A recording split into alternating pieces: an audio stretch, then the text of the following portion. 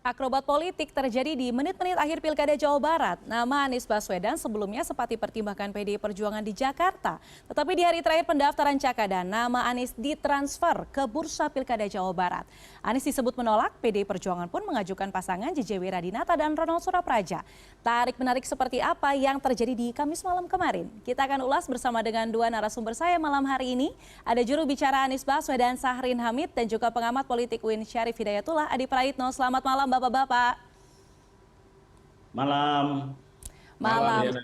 Ini saya mau langsung ke Bang Sahrin dulu. Bang, ini terbaru. Mas Anies memberikan sinyal kuat untuk membentuk parpol dan juga ormas dalam waktu dekat. Ini apakah sebagai penegasan Anies tak akan hilang panggung sampai setidaknya 5 tahun ke depan? Ya, tentunya bagi Anies kita sudah tahu kiprahnya sejak jauh hari ya, sampai dengan sebelum pemilihan presiden dan pilkada, pilpres. Dan tentunya agenda Anies kalau kita pernah lacak sebelum-sebelumnya memang terlibat banyak di civil society. Misalnya Gerakan Indonesia Mengajar, turun tangan, dan lain sebagainya. Dan yang terakhir kita tahu bahwa sampai dengan detik terakhir yaitu terkait dengan pilkada baik itu Jawa Barat maupun pilkada DKI Jakarta. Nah, opsi membangun kekuatan partai politik misalnya ataupun ormas itu bukan sekedar soal panggung, tapi lebih dari itu adalah bahwa gagasan, visi ini perlu teraktualisasi secara formal dalam konteks membangun demokrasi karena kita tahu bahwa pilar demokrasi adalah salah satunya partai politik dan pelembagaan demokrasi di dalam partai politik patut dibangun dan partai politik adalah instrumen yang memang menjadi salah satu jalan untuk kontestasi politik. Nah, untuk itu modalitas ini yang jadinya bahwa jalan yang terbuka ke depannya adalah opsi untuk membangun apakah organisasi massa ataupun organisasi politik dalam hal ini partai politik ini adalah alat perjuangan, instrumen perjuangan bagi memperjuangkan apa yang menjadi cita-cita perjuangan Anies Baswedan dalam gagasannya, pemikiran-pemikirannya, dan juga dengan segenap konstituensi Anies yang selama ini begitu signifikan. Nah, Oke. ini kira-kira yang menjadi langkah-langkah politik selanjutnya untuk Anies Baswedan.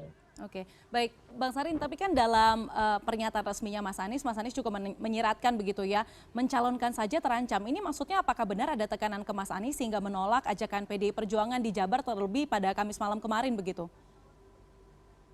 Kalau terhadap Mas Anies kan kita tahu bahwa memang tekanan-tekanan yang dimaksud selama ini mungkin tidak terhadap Mas Anies, karena justru yang sudah melakukan pernyataan dukungan terhadap Anies Baswedan adalah partai-partai politik, baik itu Dewan Pimpinan Wilayah maupun daerah. Kalau misalnya kita melirik sedikit ke belakang, yaitu di DKI Jakarta, ada dukungan dari 4 partai politik. Namun ternyata dalam perjalanannya eh, tidak sampai dengan tahap pendaftaran, harus berpindah dukungan terhadap koalisi di level nasional. Nah, untuk PDI Perjuangan memang betul ada kerjasama yang substantif, kita katakan seperti itu, karena ada dialog yang intensif, substantif, dan terkait dengan pemahaman-pemahaman dasar partai, misalnya platform perjuangan partai, gagasan-gagasan dasar Bung Karno. Nah, ini terhubung dengan baik dengan apa yang juga dibawa oleh Anies. Kita tahu bahwa Anies memperjuangkan keadilan, kesetaraan, yang dikenal banyak oleh publik adalah bagaimana membesarkan yang kecil tanpa mengecilkan yang besar. Ini adalah sama. Kalau kita lihat juga refleksi terhadap masa tugas Anies selama berapa periode 2017-2022 di Jakarta, Baik. itu teraktualisasi baik.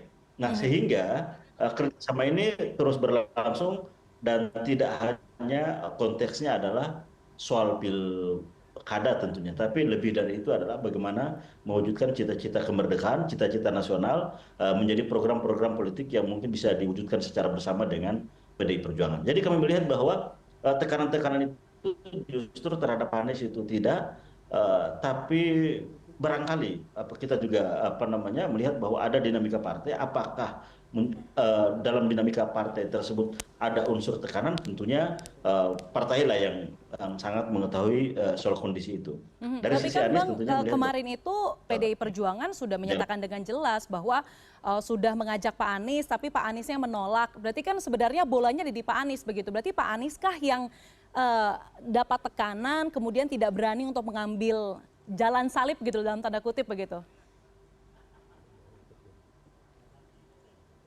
ya, ini kalau untuk Jawa Barat memang ada permintaan dari PDI Perjuangan untuk maju di Jawa Barat. Hanya saja pertimbangan Mas Anies ini adalah bahwa jika di Jakarta partisipasi ataupun aspirasi itu nampak dari 44 kecamatan di Jakarta, 44 kecamatan menyatakan aspirasinya, warganya menyatakan bahwa meminta ataupun memanggil Anies untuk kembali bertugas di Jakarta. Dari sekian partai politik ada 4 partai politik yang muncul secara bottom up bahwa meminta juga Anies untuk bersedia dicalonkan sebagai gubernur. Jadi aspirasi itu tumbuh dan berkembang di DKI Jakarta. Nah, untuk di Jawa Barat memang tidak ada, sehingga kita sulit Oke. melihat bahwa memang tidak ada panggilan dari Jawa Barat. Akhirnya Anies memutuskan untuk ya yang pertama berterima kasih tentunya kepada yang menawarkan untuk bisa maju, karena dengan itu sudah cukup syarat untuk mendaftarkan di KPU. Namun di lain sisi bahwa memang panggilan besarnya itu ada di Jawa Barat, Oke, ada di Jakarta, bukan di Jawa Barat. Nah, sehingga diputuskan bahwa Anies tidak maju di Pilkada Jawa Barat. baik. Saya mau beralih ke Bang Adi. Bang Adi, ini Mas Anies menyebutkan mau buat parpol ataupun ormas. Apakah ini sebenarnya akan jadi panggung yang baru buat Mas Anies atau justru malah lebih mudah membuat Mas Anies tersandra seperti yang kondisi yang tadi Mas Anies bilang, tersandra kekuasaan begitu? Ya, saya kira memang akan multifungsi tentu saja. Kalau saya ini sangat mengapresiasi jika pada akhirnya Anies Baswedan mendirikan partai politik ya, karena harus kita akui bekal 26% saat Pilpres itu adalah satu bekal yang saya kira cukup signifikan untuk mendirikan satu organisasi politik, entah itu ormas ataupun partai.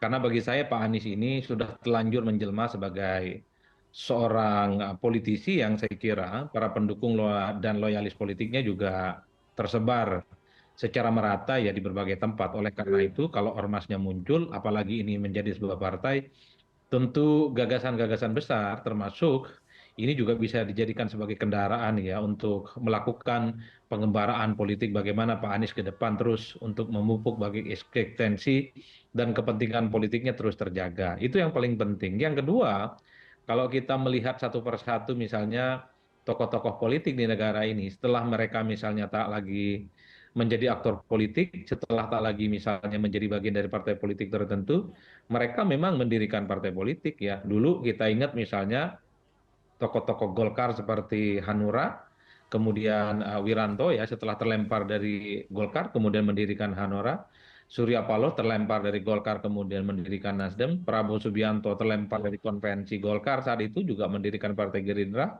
Fahri Hamzah setelah terlempar dari PKS kemudian mendirikan Partai Gelora, kemudian siapa lagi? Amin Rais setelah terbuang dari PAN mendirikan Partai Umat.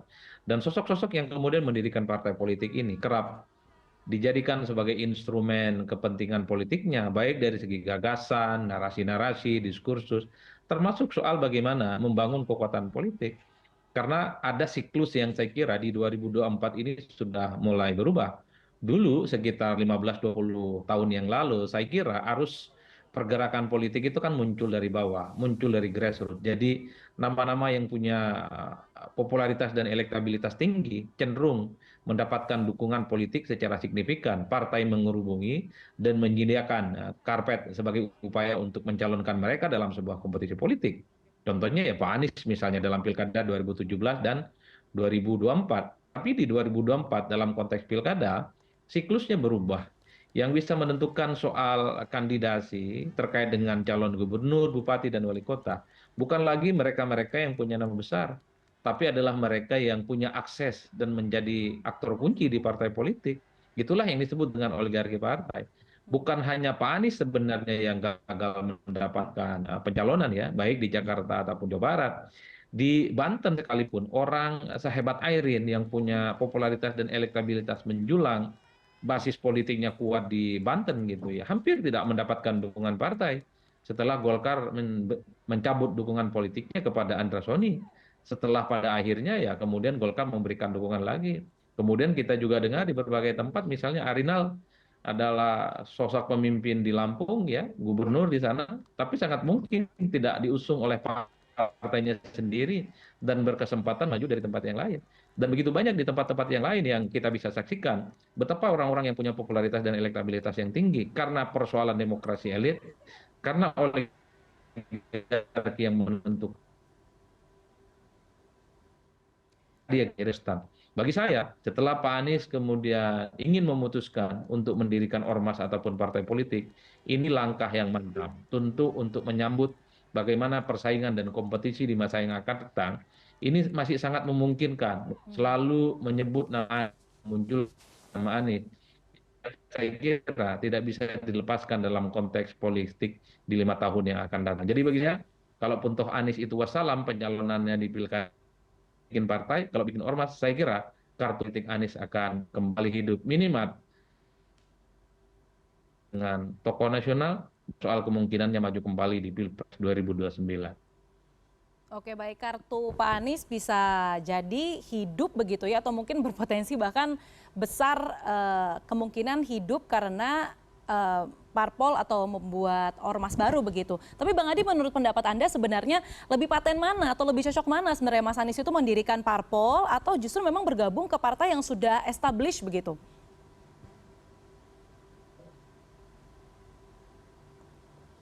Baik, kami sepertinya terkendala teknis dengan Adi Praitno, pengamat politik dari UIN Syarif Hidayatullah. Kalau gitu saya mau beralih dulu ke Bang Sahrin.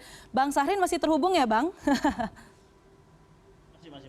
Oke, siap. Bang, ini ada pernyataan dari PD Perjuangan menilai ada tangan ataupun indikasi Mulyono dan geng begitu di balik penolakan Anies. Apakah artinya ini Mas Anies juga sedang mencari restu dalam tanda kutip oleh istana ataupun mungkin presiden terpilih begitu untuk maju tidaknya dalam kontestasi pilkada manapun? Ya,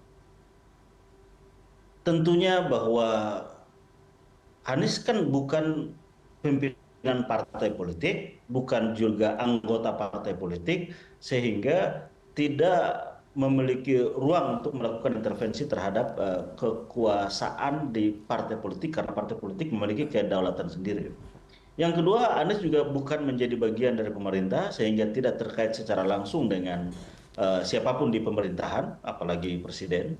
Nah, Anies adalah seorang individu yang justru mendapatkan permintaan. Artinya bahwa ada kepercayaan untuk meminta Anies untuk maju.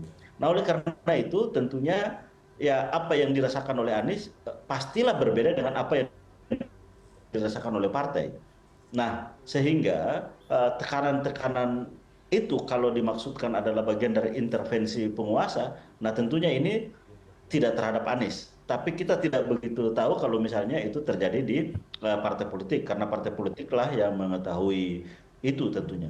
Nah, bagi Anies adalah memang keputusan partai lah yang menjadikan wewenang utama partai politik, kedaulatan partai politik untuk memajukan atau tidak memajukan seorang kandidat di kepala daerah ataupun di tingkat nasional untuk pilpres. Nah, oleh karena itu, ya posisi Mas Anies adalah menghargai, menghormati apa yang telah menjadi keputusan partai dan tidak ada kekecewaan apapun, tidak ada sakit hati apapun. Justru kita harus memperkuat agar bagaimana partai-partai ini sehat, tumbuh sehat, dan mekanisme pengambilan keputusannya juga semakin kuat, dan partai sebagai kekuatan yang memperjuangkan aspirasi warga masyarakat ini justru kita harapkan tercermin dalam putusan-putusan partai politik. Dan kalau misalnya apa yang telah diputuskan oleh partai itu harus dihormati, bagian dari tentunya dinamika partai politik dan juga berdasarkan platform dari partai politik tersebut. Nah, agar Anies memiliki kekuatan juga terhadap partai politiknya sendiri, ya tentunya ke depan harus sudah mulai memikirkan tentang alternatif membangun kekuatan politik sendiri. Jadi dengan demikian maka ya kami melihat selama sepanjang proses pilkada itu ya bagi Anies biasa-biasa saja, sesuatu hal yang biasa, tapi kita tentunya tidak memiliki jangkauan untuk mengetahui apa yang dirasakan oleh partai. Apakah itu dalam bentuk tekanan, iming-iming sehingga itu beralih, tentunya partai tersebutlah yang mengetahui tentang apa yang dialami oleh masing-masing partai dengan dinamikanya masing-masing. Oke, baik. Saat ini kita sudah terhubung kembali dengan pengamat politik UIN Syarif Hidayatullah, Bang Adi Praitno. Bang Adi, saya mau konfirmasi ke Abang nih. Tadi disampaikan oleh Pak Ono Surono, Ketua DPD PDI Perjuangan, disebutkan kenapa Pak Anies tidak jadi maju karena ada campur tangan Mulyono dan geng begitu. Menurut Abang ini apakah artinya restu dari Presiden Joko Widodo ataupun Presiden terpilih Prabowo Subianto ini yang mempengaruhi pertimbangan seorang Anies Baswedan menolak tawaran PDI Perjuangan di Pilgub Jawa Barat, Bang? Saya kira tidak sesederhana itu. Kalau kita mau jujur sebenarnya, di antara sekian begitu banyak partai politik yang kalah pilpres, hanya PDIP yang sepertinya lantang dan tidak pernah takut akan ada sesuatu yang terjadi pada mereka. PDIP cukup lantang menyatakan bahwa tak ada siapapun yang bisa mengintervensi, mengintercept, apalagi mengganggu soal soliditas mereka sebagai partai politik, terutama dalam faktor mengusung calon kandidat ya di gubernur, bupati, dan wali kota. Oleh karena itu, bagi saya, ketika misalnya Anies Baswedan itu gagal maju di Jawa Barat, ini murni ada faktor yang saya kira persoalan politik real yang sepertinya memang agak sedikit lupa untuk dibicarakan. Misalnya, sepertinya bagi Pak Anies, di Jawa Barat itu bukan tempat yang seksi untuk dijadikan sebagai tempat, sebagai jadi gubernur ya. Karena apapun ekspos politik Pak Anies itu ada di Jakarta, bukan di Jawa Barat. Yang kedua, Jawa Barat itu tentu bukan basis Anies Baswedan yang saya kira ini tentu membutuhkan kerja-kerja politik yang cukup signifikan dan melelahkan yang saya kira melawan para penantang yang relatif juga kuat seperti Deddy Mulyadi, Ahmad Saihu, dan nama-nama lain bukan perkara gampang. Intinya Anies harus memulai dari awal jika maju di Jawa Barat. Agak beda kalau kemudian Anies Baswedan itu maju di Jakarta. Relatifly menurut saya secara angka kualitatif dan angka-angka statistik, Anies relatif memudahkan ya. Dan kemungkinan menang di Jakarta jauh lebih terbuka dibandingkan dengan di Jawa Barat. Jadi variabel-variabel ini yang saya kira bisa menjelaskan kenapa argumen Anies tidak maju di Jawa Barat. Misalnya disebutkan karena tidak ada aspirasi. Ya karena memang Anies sama sekali tidak pernah terkonfirmasi akan ke Jawa Barat. Ini tentu menjadi pertimbangan yang menurut saya pada akhirnya kenapa Anies terkesan tidak mau untuk di Jawa Barat. Meski pada saat yang bersamaan misalnya di PDIP sekalipun, ini sepertinya last minute dalam menentukan Anies Baswedan sebagai salah satu calon di Jawa Barat ya karena jauh-jauh hari kan sebenarnya PDIP sudah menyebutkan kader mereka Ono Surono sebagai salah satu kontestan yang akan mereka usung. Tentu Anies tidak mau disebut sebagai ban serap.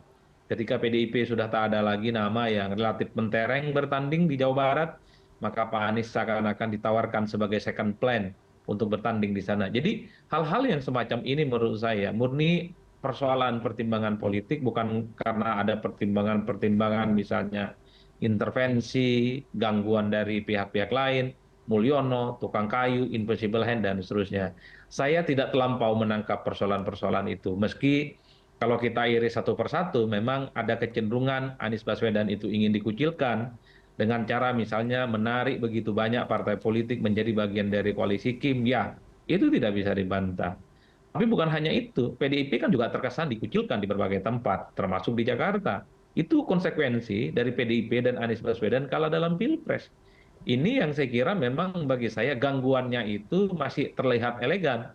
Yang tidak boleh itu kalau gangguannya itu bersifat paksaan dan hal-hal yang bisa menimbulkan kegaduhan terutama bisa melanggar hukum. Jadi dalam konteks itulah bagi saya terlepas dari apapun ketimbang kita selalu bicara tentang Pak Anies yang tak lagi maju, kita dorong ke depan bagaimana Anies Baswedan bikin partai politik dan bikin ormas.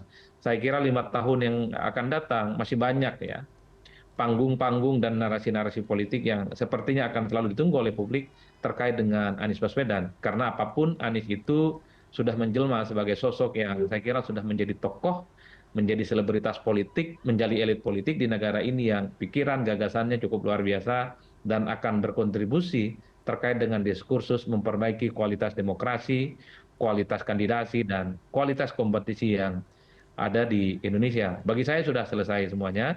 Tinggal bagaimana merealisasikan Pak Anies Baswedan dalam waktu dekat ini bikin partai politik dan bikin ormas. Saya kira itu langkah yang mantap dan konkret, sehingga berkompetisi dengan partai yang lain, baik dari segi ide ataupun dari segi politik, menjadi sesuatu yang menurut saya ini jauh lebih indah ketimbang misalnya Pak Anies selalu dikait-kaitkan dengan partai politik tertentu, tapi Pak Aniesnya tidak mau. Terakhir ke Bang Adi, sebelum saya terakhir ke Bang Sahrin. Bang Adi, seberapa realistis sih keinginan Pak Anies begitu untuk membentuk ormas atau partai politik di tengah ketika ingin mencalonkan saja begitu cukup sulit. Bahkan Mas Anies dalam rilisnya tadi menyampaikan baru mau mencalonkan saja sudah banyak ancaman begitu. Seberapa realistis, Bang? Ya bagi saya harus realistis, karena apapun ya, kalau Anies Baswedan tidak bikin partai ataupun ormas, tentu panggung politiknya akan sepi. Karena ada kecenderungan di negara ini, pejabat publik yang tak lagi menjabat sebagai pejabat publik, biasanya aura kebintangannya tuh hilang.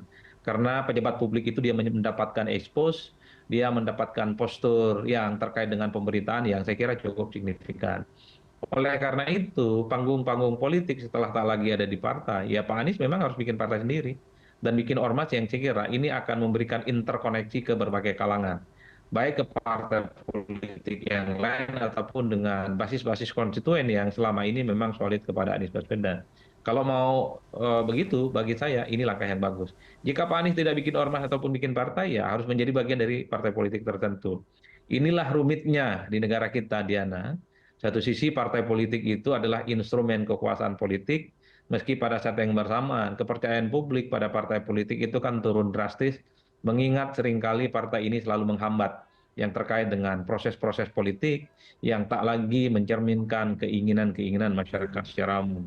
Kalau mau jujur, Pak Anies ini kan merepresentasikan dari keinginan masyarakat, surveinya kuat, popularitasnya tinggi, tapi kalau partai tak berkehendak, ya nasib Pak Anies seperti sekarang ini.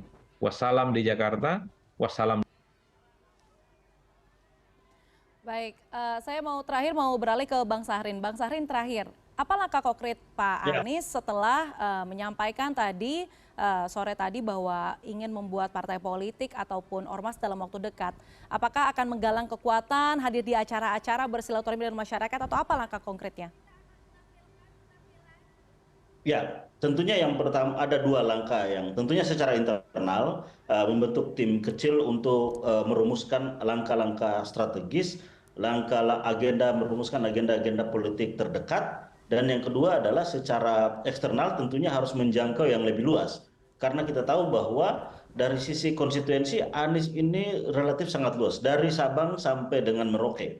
Di seluruh Indonesia terdapat instrumen bahkan infrastruktur baik itu relawan maupun kelompok-kelompok masyarakat yang mengafiliasikan institusinya maupun personalisasinya itu kepada Anies Baswedan, baik secara gagasan maupun secara jaringan institusional. Nah, kita melihat bahwa ini adalah sebuah potensi. Nah, untuk itu ada tim yang harus melakukan percepatan terhadap ini secara eskalatif sehingga dalam waktu relatif singkat apa yang akan direncanakan oleh Mas Anies ya kita harapkan ini sudah mulai terbentuk dan lebih matang lagi. Nah, karena kita tahu bahwa ya ini adalah fase-fase yang harus dilewati.